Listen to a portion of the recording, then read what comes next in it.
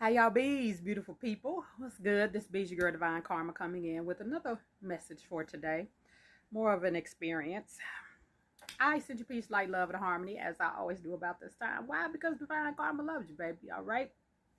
Let me tell y'all something. If y'all been watching my post this here, baby. The Gospel of the Holy 12. Oh, child, let me tell you. That's the real Bible. That's the real teachings. And folks, if this was what we went by, a lot of folks wouldn't be what they call Christians. I don't do religion, baby. I do knowledge and wisdom, overstanding, understanding, and understanding. Right? Spirituality. So I was watching Ralph Smart a few minutes ago and decided to share my experience, Infinite Waters on YouTube. And he was talking about the Akashic records. And Spirit speak to me through me and for me today. When I meditated this morning, when I got up, y'all know I've been going through some personal stuff. And this morning when I got up, I guess, y'all, for those that don't know, I am a medium, so I channel a lot. And I accessed my Akashic records some years ago. So this morning when I meditated, I guess, reading this book, Yeshua, who y'all call Jesus. I know it's hard for people to wrap their head around channeling, but I, have this gift. I think everybody does, but everybody just don't tune into it. But I got access to my Akashic records via Yeshua. Said he wanted to show me some things, right? I've seen many of my past lives, many. So I got a glimpse of another one today. When I meditate and I go into the Akashic records, like I'm not here anymore. My body might be sitting here, but I can smell where I am. I can like everything's vivid. So I access my Akashic records. Think of it as the divine just picking you up and putting you in a past life, and you sitting there and you get to see everything. I'm sitting in this kind of, it looked like a dirt kind of adobe kind of place, right? So looking at the structures, and there wasn't really a floor, there was just dirt, and it was me and some other students sitting on benches.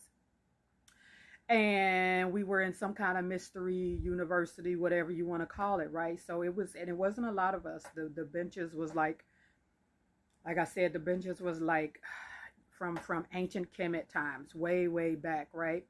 And like I said, it wasn't no floor, just dirt. And we had no shoes on, We were just, and it wasn't a lot of us. It was maybe 6 or 7 other students in there, right?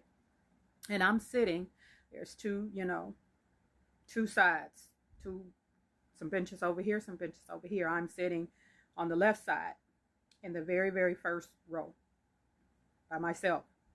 And I had this book, but it wasn't writing. It was hieroglyphs, right? And there was a teacher. I couldn't see the teacher's face, right? It seemed like a divine masculine energy. Couldn't see the face. And behind the teacher, behind him was this wooden V, like beams, like a wooden V behind him. It was kind of like, the Mason sign, but half of it, not the whole, not the upside. It was just the V, right, with a star in the middle, right, the Star David in the middle. And I could smell everything. My feet was in the dirt. I had this tablet with hieroglyphs. And I looked at the other students, and they were like struggling to, to read and like understand. It was like a struggle. Me, on the other hand, my hieroglyphs, not only was I reading them fluently, it was like a big book, but it was, I don't know, like I can't explain it, like a digital version of hieroglyphs or something. I don't know. But while they were struggling, I was reading through the hieroglyphs quickly and just like taking my hand and just flipping like these so-called pages, right? And the teacher, right, he was in this black kind of robe. Like I said, it felt like divine masculine energy.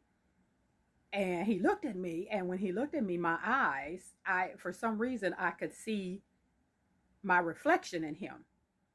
And when he looked at me, my eyes like turned white, like glow, like just a magnitude of light when he looked at me, right? And I'm flipping through the hieroglyphs, and he's telling me to repeat what I'm reading. I don't even know what I was saying because it wasn't in this language, obviously. So I'm flipping and I'm speaking so fast, and the knowledge is just downloading so fast. He's just looking at me, and the other children were in there. I probably was maybe 12, 13, and the other children was just looking at me like, what in the blue magic hair grease is going on with this chick, right?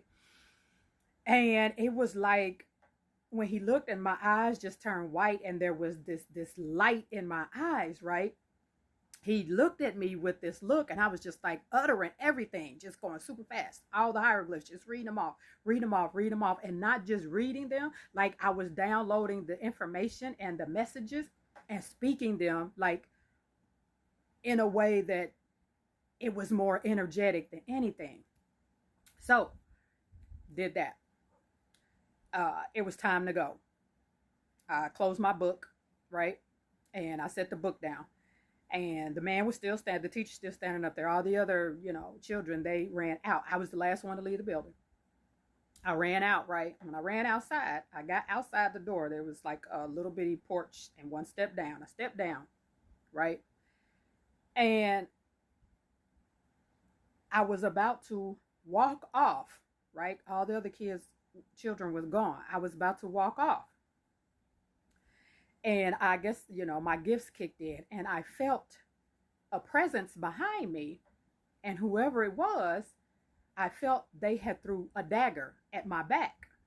But because of who I am, I like some force field or something like popped up, and the dagger never hit my back. When I turned around, I grabbed the dagger like out of midair and threw it down. And when I looked up to see who threw the dagger, it was my twin flame, right? And he's standing there, and I'm looking at him. By this time, the other kids had came back, and they had seen what happened.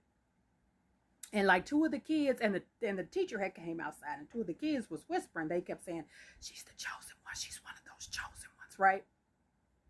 And the teacher was still looking there. That light came into my eyes again, and I looked at my twin flame, and like tears just came down his eyes. And he turned around and he took off running and just like disappeared into thin air. And I looked at the teacher, and I dropped the dagger, and I looked at the teacher, and the teacher, he spoke to me telepathically. Now with his mouth, the teacher said, you will have many trials and tribulations with this one.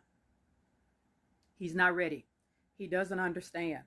And there's going to be a lot of life lessons with it. Like he was telling me all the trials, all the tribulations, everything that I'm going to go through the multiple times. And I don't know if I've ever told y'all, but this is my 16th life encountering my twin flame, right? Which, we don't speak right now for reasons, and it was just crazy. And the teacher was just telepathically, saying you're going to have, like, this is going to be a challenge for you. He's not ready. Like he has an energy in him that just, he can't shake it. Like he can't shake it, right? And the whole time the other children are just staring there like gazing at me, right? And it kind of irritated me. So I looked at them and like opened my eyes, and the light like irritated them in some way, and like it didn't harm them, but it just like irritated them, and then they ran off or whatever.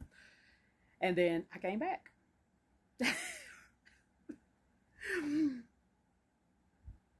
Accessing the Akashic records is one of the most amazing things I think I have learned since I have awakened and become conscious. It is absolutely freaking amazing to get to go into the library of everywhere I've been, every thought I've had. There are no secrets. Everything's recorded. Every thought you have, every breath, everything's recorded. And it's so amazing to be able to access that, right? So I wanted to share that with y'all today, right? Y'all know the drill. I love you, and I love it when you love me back. We'll chat soon. I'm gonna get back into this book though. Peace.